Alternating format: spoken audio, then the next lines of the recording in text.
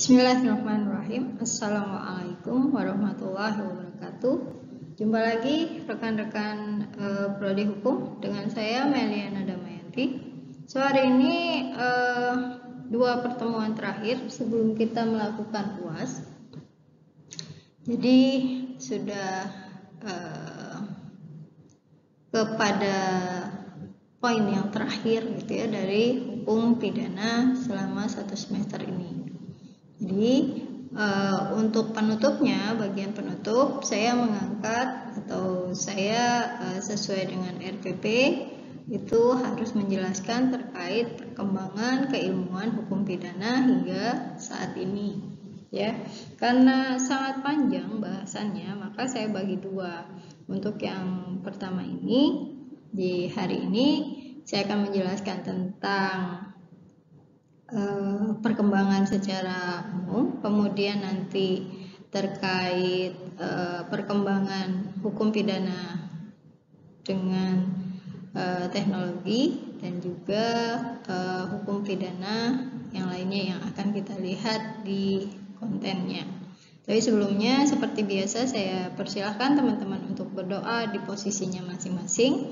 Dan sebelum kita mulai, kita membaca basmalah bersama-sama. Bismillahirrahmanirrahim. Nah, tadi seperti yang saya sampaikan, kita akan membahas tentang hukum pidana dan perkembangan sosial masyarakat gitu ya. Kemudian hukum pidana dan perkembangan ekonomi yang seperti teman-teman tahu gitu ya, apalagi dengan kondisi Covid saat ini.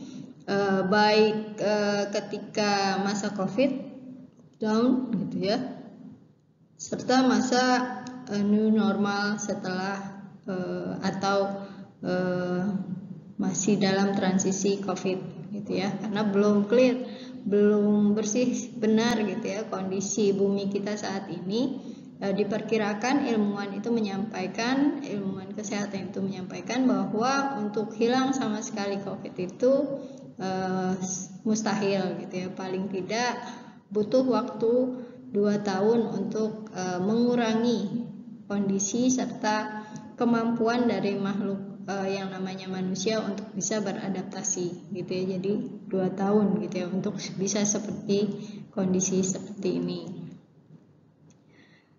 Kemudian yang ketiga adalah hukum pidana dan perkembangan teknologi ya.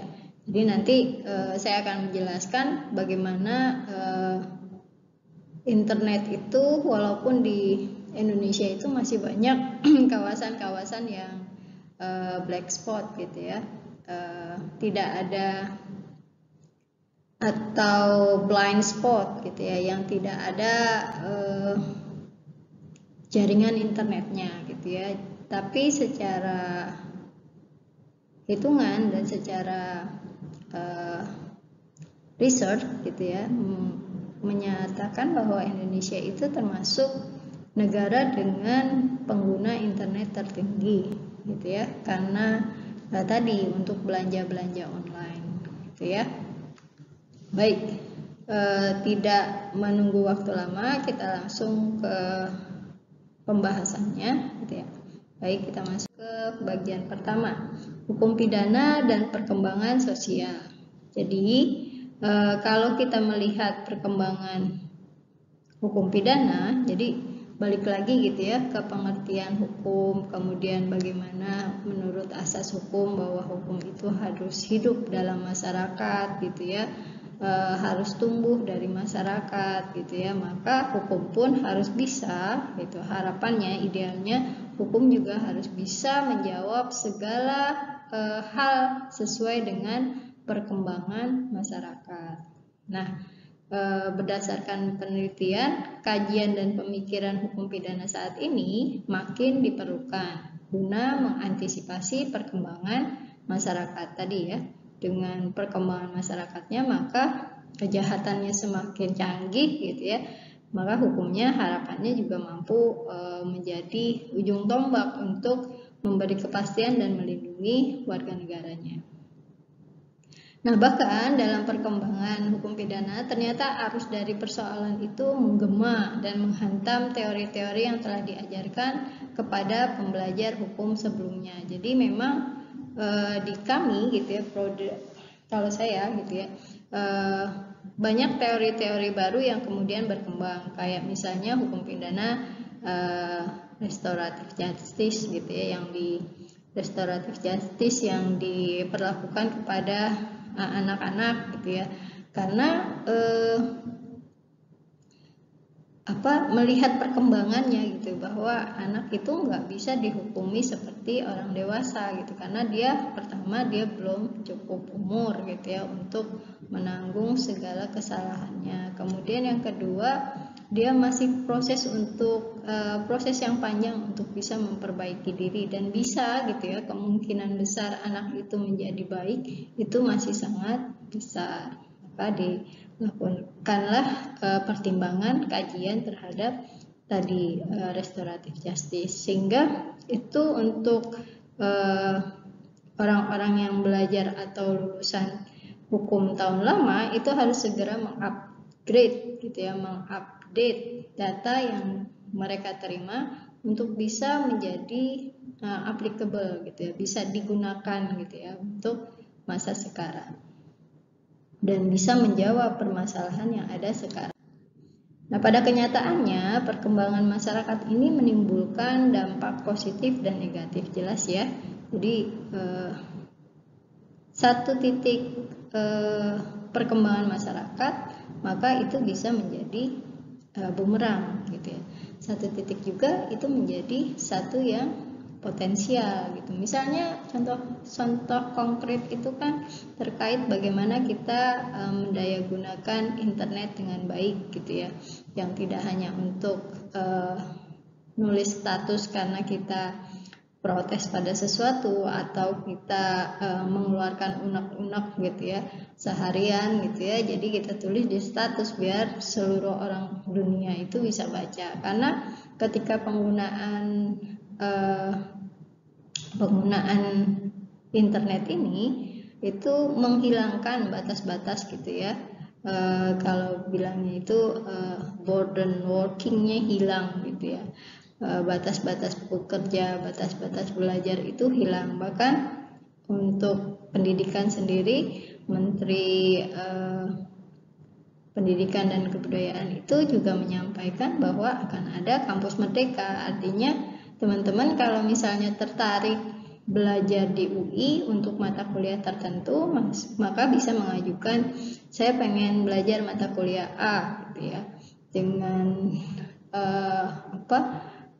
SKS misalnya 2 atau 4 gitu ya. Nah, nilainya nanti ditransfer ke kampus kita. Itu bayangannya seperti itu gitu. Jadi nggak harus kita pergi ke sana, tetapi bisa secara online. Itu namanya kampus merdeka gitu ya. Kemudian ketika timbulnya adalah dampak negatif seperti hoax gitu ya, berita-berita yang, karena kan sekali kita klik dia sudah langsung tersebar gitu ya. Berita-berita ini kan harus segera diklarifikasi benar atau salah gitu ya berita-berita tersebut. Maka PR besar gitu ya untuk kepolisian untuk bisa menghandle mana berita-berita yang hoax, mana berita-berita yang menyudutkan, mana berita-berita yang memotivasi. Nah, itu harus punya saringan yang sangat halus gitu ya, saringan. Jadi kalau kita nyaring parutan kelapa itu kan kalau saringannya nggak halus, parutannya masih bisa masuk gitu ya ke air yang di bawahnya yang kita tampung. Nah, kalau mau dampak negatif satu perkembangan masyarakat itu bisa dihandle, maka perlu saringan-saringan yang halus yang disiapkan oleh institusi negara gitu ya terkait hal-hal tersebut. Dengan kondisi seperti tadi, maka perlu ini saringannya ya, membuktikan adanya upaya upgrade regulasi. Regulasinya di upgrade gitu ya, disesuaikan, walaupun dalam ilmu perundang-undangan gitu ya, undang-undang itu harus, salah satu syaratnya adalah harus mampu mengcover dalam waktu yang lama, durasi yang lama gitu ya. Nah, upgrade ini penting juga gitu, tetapi harus dilihat juga, nggak setiap tahun itu peraturan harus di-upgrade gitu ya.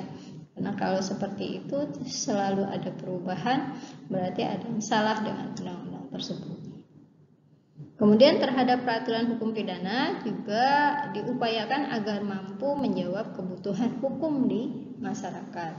Adapun fungsi hukum pidana pada umumnya gitu ya, yang pertama adalah melindungi kepentingan hukum yang tidak hanya kepentingan individu tersebut, tetapi juga kepentingan negara dan juga kepentingan masyarakat.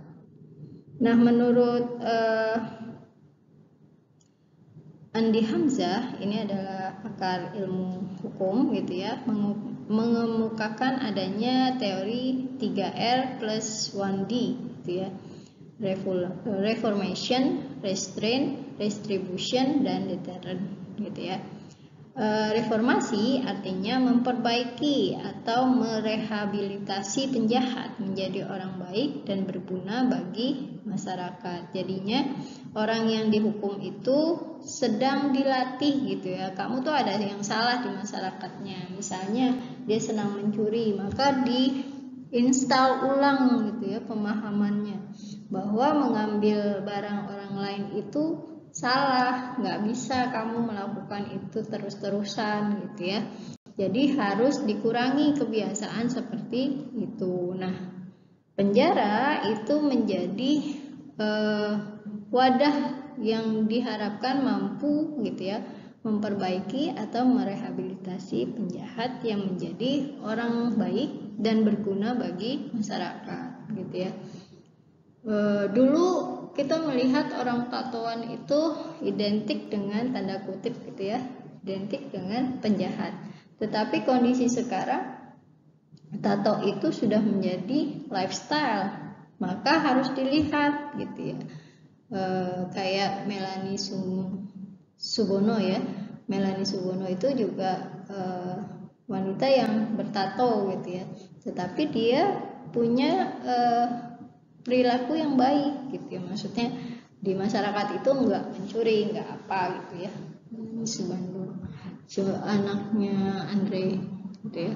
Kemudian siapa lagi ya yang ada tatonya?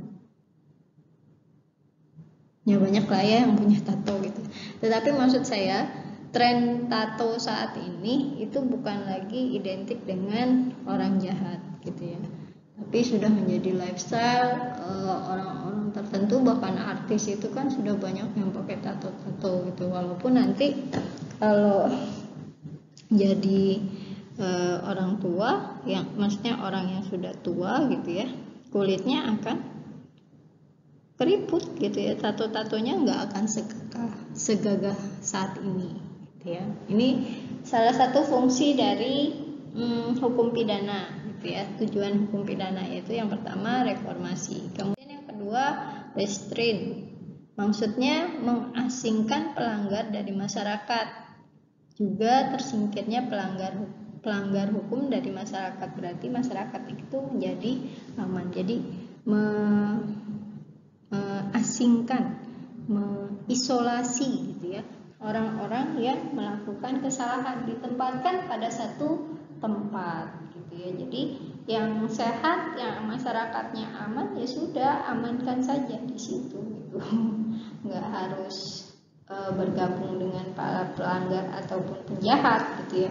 Jadi restraint ini diharapkan penjahat-penjahat itu disatukan tempatnya gitu ya, agar masyarakat yang masih bisa dipertahankan itu menjadi masyarakat yang sehat.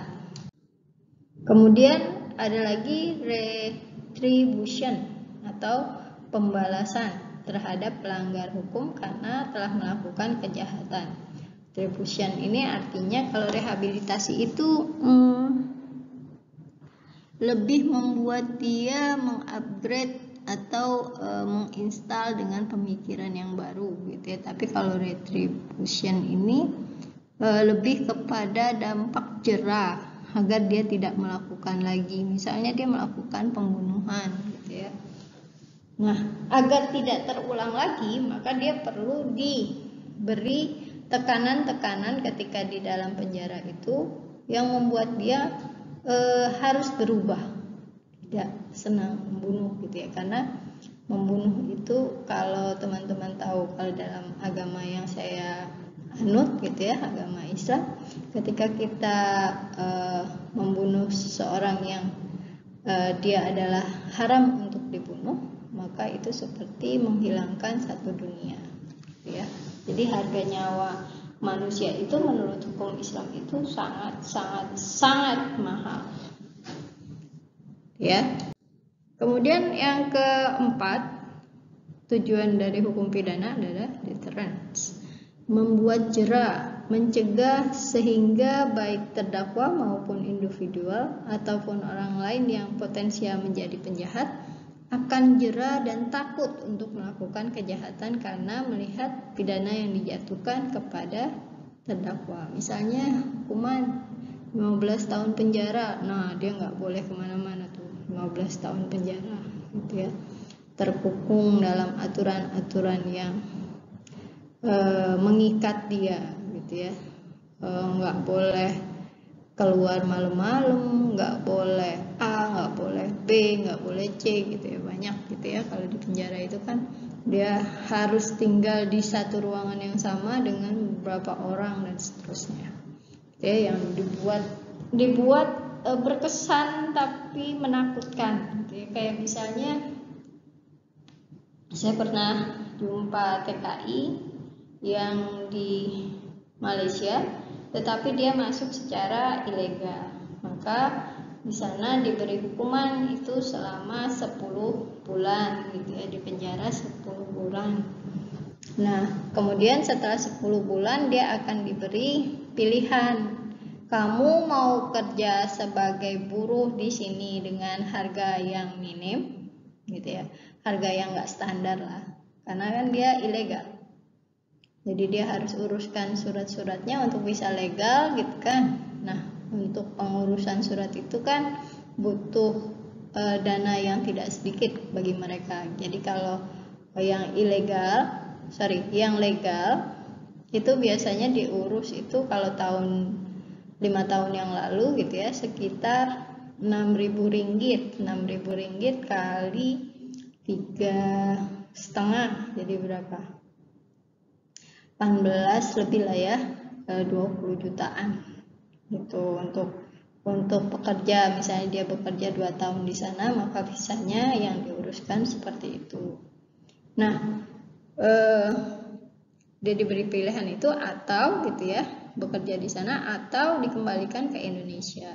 Nah, saya jumpa yang pada posisi dia dikembalikan ke Indonesia gitu, dia memilih kembali saja ke Indonesia. Kemudian saya tanya gitu, setelah apa yang dirasakan selama 10 bulan di sana. Dia bilang ya gak nyaman lah, namanya juga penjara, dari minumnya, makannya kami menderita gitu ya. Tapi itu berkesan yang membuat dia gak mau lagi melakukan kejahatan yang sama, yaitu pergi ke negara seberang tanpa surat-surat atau turis yang ilegal atau pekerja yang ilegal gitu ya. Kemudian bagaimana dengan kondisi kejahatan? Kejahatan adalah tingkah laku yang melanggar hukum dan melanggar norma sosial, sehingga masyarakat sendiri merasakan bahwa itu ditentang gitu ya, bahwa tindakan tersebut tidak sesuai dengan norma yang hidup di masyarakat. Dalam konteks sosial, kejahatan merupakan fenomena sosial yang terjadi pada setiap tempat dan setiap waktu. Makanya teman-teman hukum itu harus bisa menjadi agent of change, agen perubah. Bahkan hukum itu harus bisa menjadi kontrol masyarakat. Bahkan gitu ya, lebih ekstrimnya lagi, hukum harus bisa menjadi perekayasa masyarakat gitu. Jadi direkayasa kayak sekarang ini kondisinya, kalau saya melihat karena COVID ini di Banyumas itu hukum merekayasa masyarakat gitu ya. Jadi kalau mungkin dulu Mbak Monica gitu ya dari barat Purwokerto, seperti juga saya dari barat Purwokerto, kemudian mau ke Universitas Harapan Bangsa, maka saya nggak bisa langsung terus gitu ya dari barat itu jalan utama terus saja ya, terus gitu ya, udah nggak bisa lagi ke alun-alun gitu ya. Sampai alun-alun sekarang sudah bisa, tetapi nanti dipotong ke utara gitu ya, dari masjid agungnya Purwokerto, kita dibelokkan ke kiri. Nah dari kiri kemudian nanti ke timur lagi gitu ya, dari arah Pasar Manis. Nah kondisi rekayasa yang dibuat oleh Pak Hussein gitu, yang kebetulan masih Bupati Banyumas gitu ya, untuk mengurangi dampak COVID yang ada terjadi di Banyumas, terutama Purwokerto. Jadi laporan terakhir itu sudah ada sekitar 6 ya, saya lupa rinciannya, tapi seingat saya ada 4 positif, yang 2 ODP gitu ya. Artinya hanya 6 gitu, dan potensinya cenderung pada sembuh gitu. Jadi kemudian beliau membuat kebijakan juga, ini berarti kebijakan itu masuk hukum ya. Kalau sudah disosialisasikan dia berarti akan mempunyai dampak gitu ya, ada sanksi ketika tidak dilakukan. Nah 20 hari ke depan itu rencananya Pak Hussein akan melakukan rapid test secara massal. Jadi kalau tiba-tiba teman-teman diminta untuk melakukan tes COVID gitu ya, di antara misalnya lagi pergi ke Rita gitu ya, tiba-tiba ayo sini periksa dulu gitu ya, maka sebagai warga yang baik ya tetap harus diperiksa dengan meminta kejelasan keamanan dari petugasnya gitu ya. Jadi bukan pakai jarum yang sama atau tidak menggunakan lain-lainnya yang bisa di-share dengan pasien yang lain gitu ya. Harus orang per orang, tunggal person per person gitu ya. Sebentar. Baik, kita lanjutkan ya. Nah, hal ini menunjukkan bahwa kejahatan bukan saja merupakan masalah bagi satu masyarakat, tetapi juga kadang-kadang berskala lokal maupun nasional. Tetapi juga masalah yang dihadapi oleh seluruh masyarakat di dunia pada masa lalu, kini, dan di masa datang, sehingga dapat dikatakan bahwa kejahatan sebagai universal fenomena, ya, fenomena yang mengglobal. Yang dirasakan banyak orang gitu. Nanti saya akan contohkan beberapa hal gitu ya. Nah ini juga terkait dengan penjelasan saya di ekstradisi ataupun penolakan satu negara gitu ya.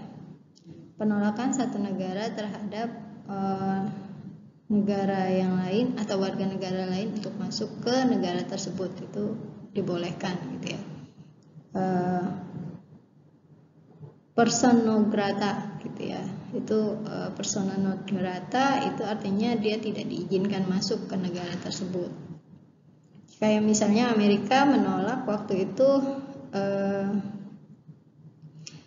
Bapak Gatot, Jenderal Gatot gitu ya. Jenderal Gatot ini sudah jadi Panglima TNI, tetapi beliau entah mengapa ditolak oleh Amerika ketika berkunjung ke sana. Maka kita Indonesia tidak boleh menanyakan gitu, kenapa ditolak nih Gatot gitu ya. Itu adalah kebijakan dari negara tersebut. Nah ini terkait juga dengan hukum internasional. Nah menurut Bonger,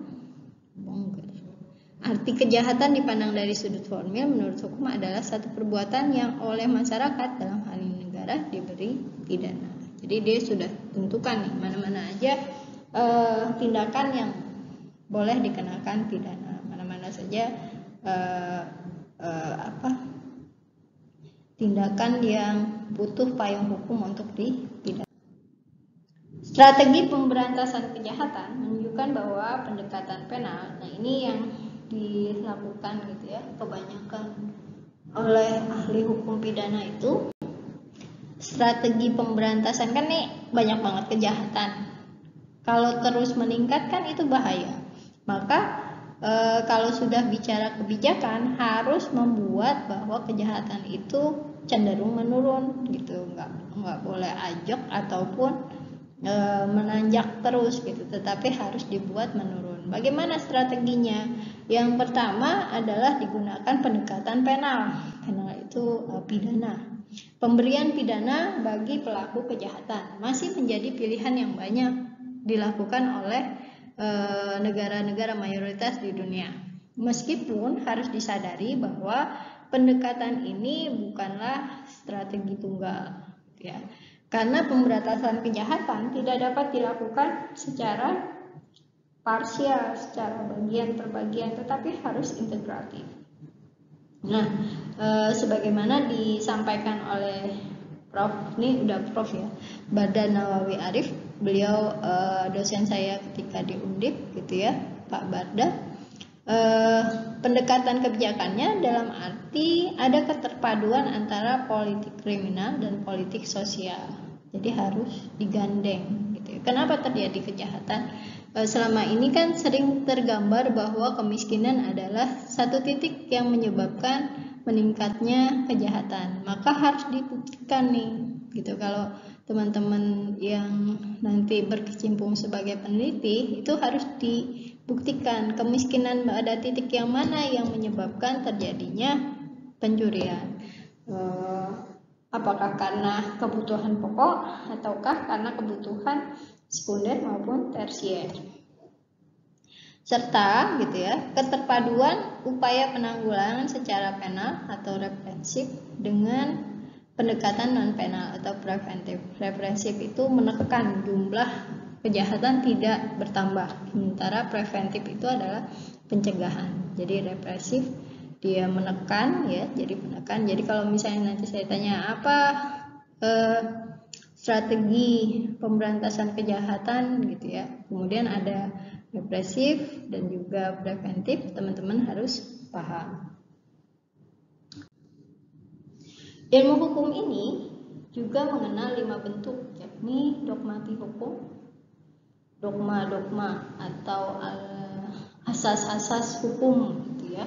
Kemudian sejarah hukum. Jadi teman-teman kalau ia mencanangkan diri sebagai calon sarjana hukum, itu harus paham ini dogma-dogma yang ada di hukum. Hukum itu adalah sesuatu yang harusnya hidup, peraturan yang hidup di masyarakat. Nggak boleh kita buat peraturan yang ternyata nggak bisa di-apply, nggak bisa dilakukan oleh masyarakat. Itu udah bertentangan dengan tadi dogma hukum. Kemudian sejarah hukum. Nah kita nih kenapa pakai civil law, kenapa nggak common law? Sementara kalau secara dampak positif ataupun pengaruh positif dan negatifnya, civil law itu kalau terkait perkembangan masyarakat dia harus menyesuaikan undang-undangnya. Sementara kalau common law itu dia fleksibel, dia bisa mengikuti secara fleksibel sesuai dengan keputusan-keputusan hakim yang memberikan pembaharuan terhadap kasus-kasus baru. Jadi maksudnya hakim-hakim di common law itu dia melakukan penemuan hukum yang aktif gitu ya. Kalau di Indonesia itu lebih kepada mengikuti peraturan yang sudah ada. Ya, kemudian bagaimana juga perbandingan hukumnya tadi. Civil law, common law, kemudian mixed law, kemudian lagi religion law gitu ya. Nah, itu bagaimana kondisinya. Kemudian sosiologi hukum, bagaimana masyarakatnya bisa menerima, bagaimana kebiasaan masyarakatnya terhadap perlakuan hukum-hukum baru, kemudian juga psikologi hukumnya, gitu ya. Jadi untuk kita tahu banyak hal ini beberapa aspek yang akan kita pelajari, gitu ya. Nggak bisa satu hari ini kita belajar ini semua, gitu ya. 5 poin yang berat ini, gitu ya. Tetapi akan kita bagi-bagi dalam mata kuliah yang teman-teman akan pelajari di semester berikutnya. Nah, teori integratif juga ada 3 golongan. Yang pertama, integratif yang menitik beratkan pada pembalasan, gitu ya. Kemudian menitik beratkan pada pertahanan tata tertib masyarakat. Kemudian teori integratif yang menganggap harusnya ada keseimbangan tadi, ada pembalasan dan juga ada mempertahankan tata tertib masyarakat.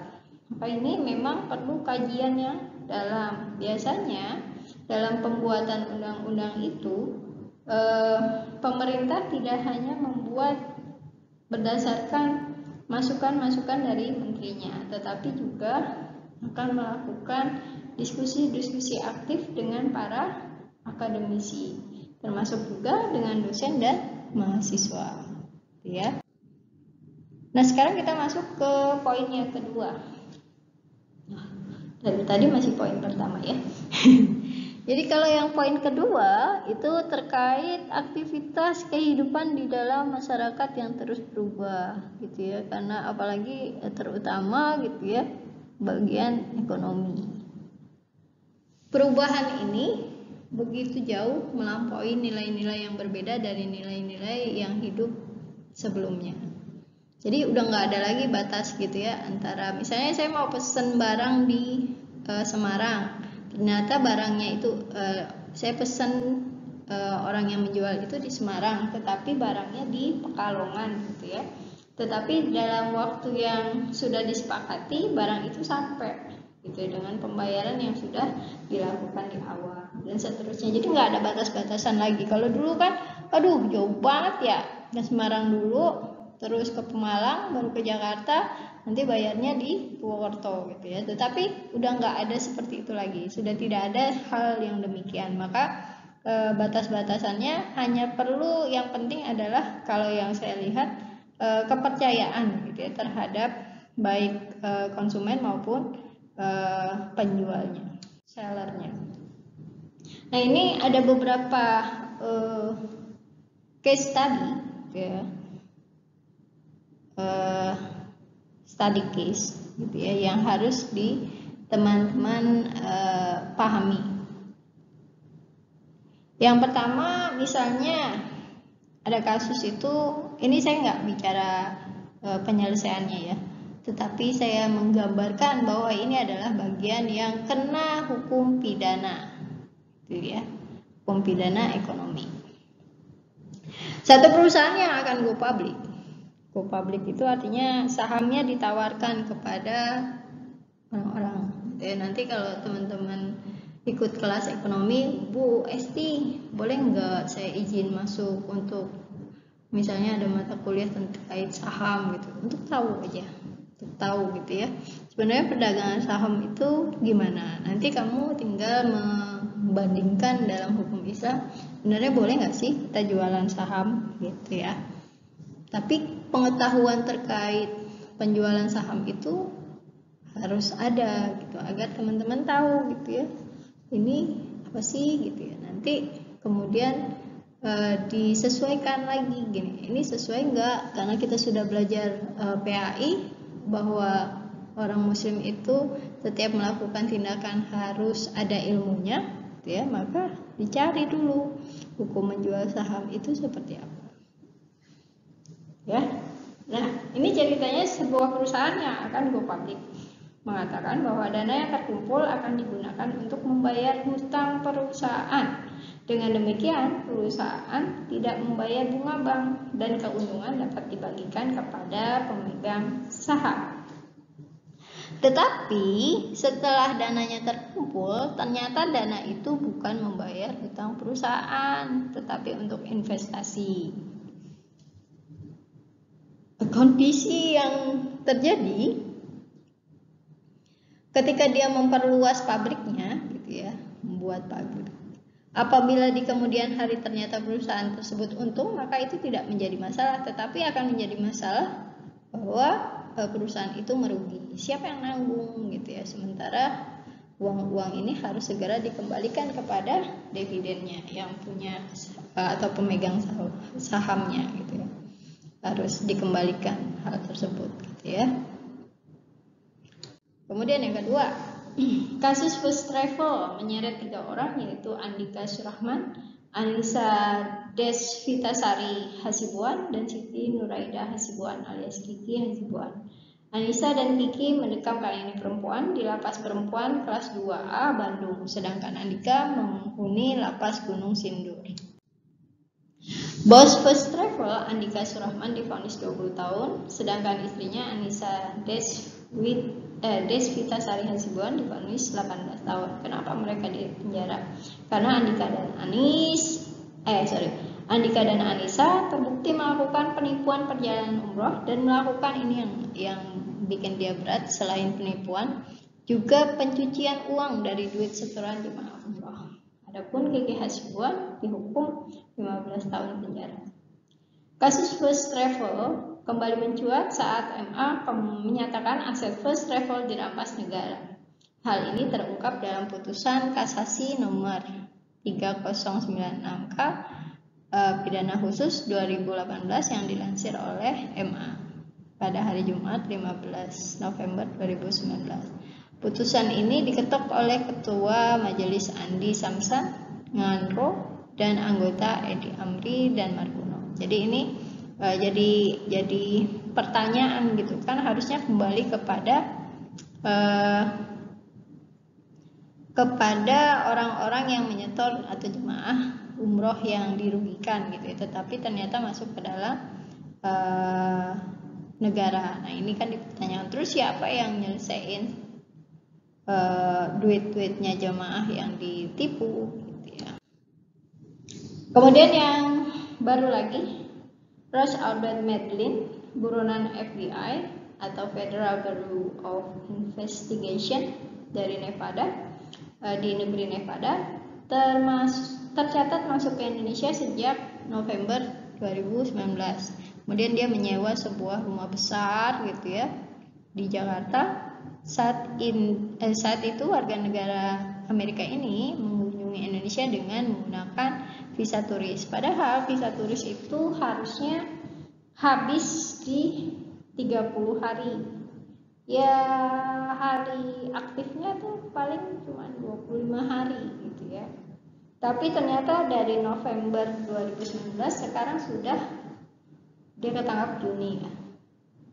Juni berarti kan udah sekitar 6 bulan 7 bulan dia ada di sini ya. FBI mengeluarkan red notice Interpol untuk Medlin. Ia menjadi buronan FBI karena terlibat kasus penipuan bermodus investasi saham menggunakan metode cryptocurrency gitu ya, dengan skema Ponzi.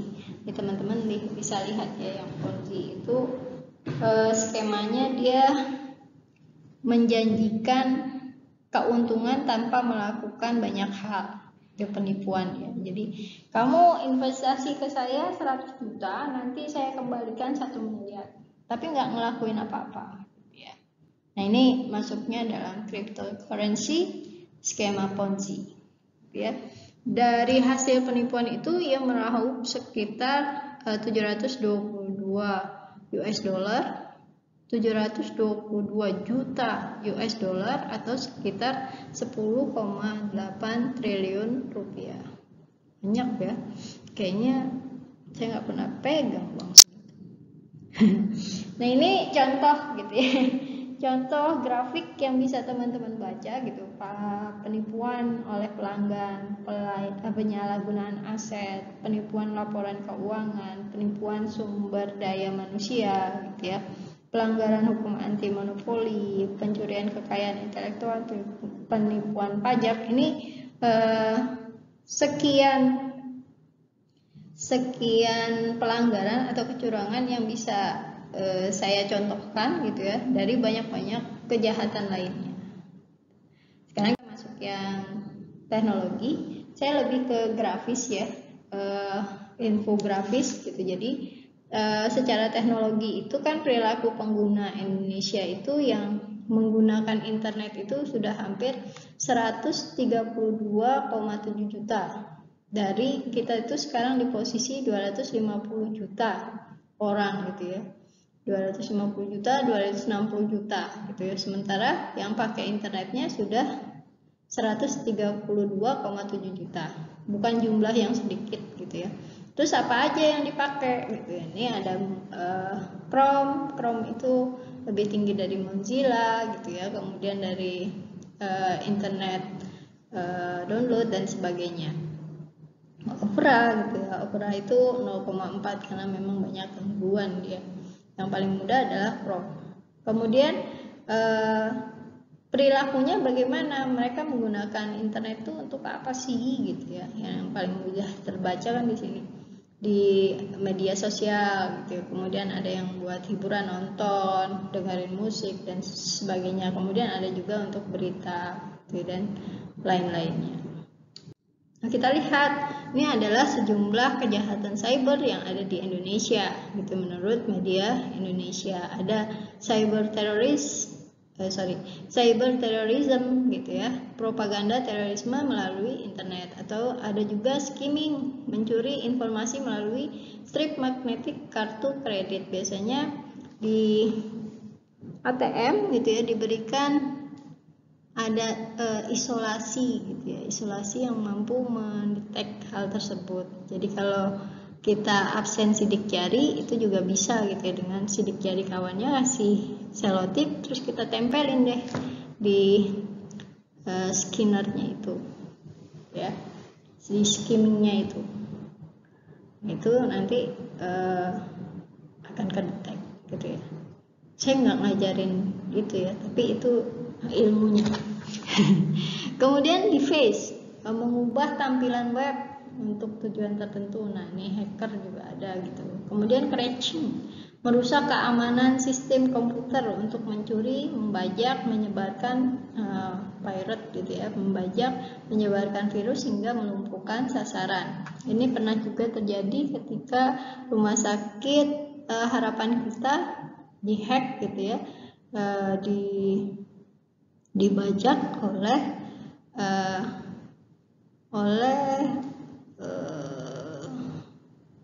orang luar. Seingat saya nama virusnya itu virus WannaCry, mau nangis gitu ya, karena hilang semua datanya. Kemudian ada lagi data forgery gitu ya, pemalsuan surat dokumen penting. Nah, itu saja yang ingin saya sampaikan teman-teman semua. Agak panjang nih penjelasannya, jadi pahami dengan baik, semoga dimudahkan ya. Kalau ada pertanyaan seperti biasa, teman-teman boleh menyampaikan di forum diskusi kita. Saya akhiri, wassalamualaikum warahmatullahi wabarakatuh dan terima kasih.